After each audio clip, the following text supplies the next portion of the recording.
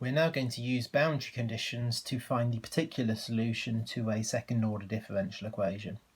So I have my second order differential equation here, and I have been told to find the solution given that dy by dx equals 0 and y equals 0 when x equals 0. I actually have two different boundary conditions within this short sentence. I know this is 0 when x is 0, and I know y is 0 when x is 0. So this bit here applies to both this and this. So we're going to start off exactly the same way as we've been solving second order differential equations before. So I'm going to find the complementary function by making this equal to 0.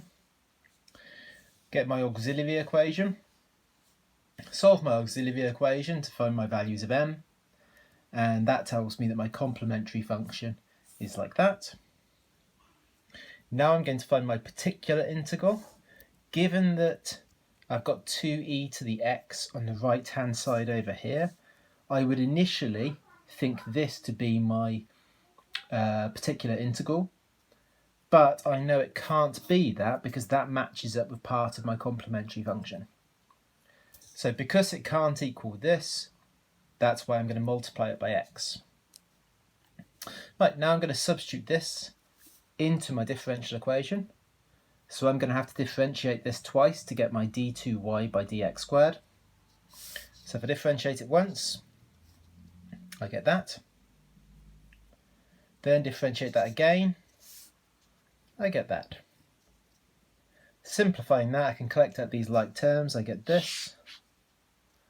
So substituting this and this into that original equation, I've got this minus this, so that so all of my d2y by dx squared, take away my y equals 2e to the x. I can see that these cancel out, and on the left hand side will just leave me with a 2 lambda e to the x equals 2e to the x, therefore my lambda must be 1.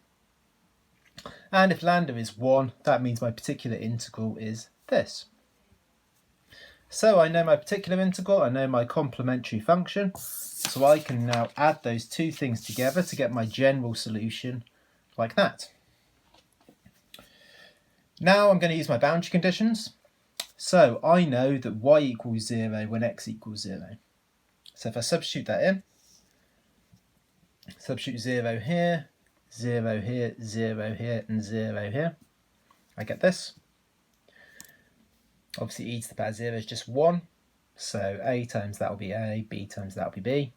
So this here is telling me that a plus b equals 0. Now I'm going to use the second boundary condition, because obviously this one here wasn't enough for me to be able to know what a and b are by themselves. So I'm going to use the second boundary condition that said that dy by dx equals 0 when x equals 0. So in order for me to use this boundary condition, I'm first going to have to differentiate this to get dy by dx. So if I differentiate all of that, I get that.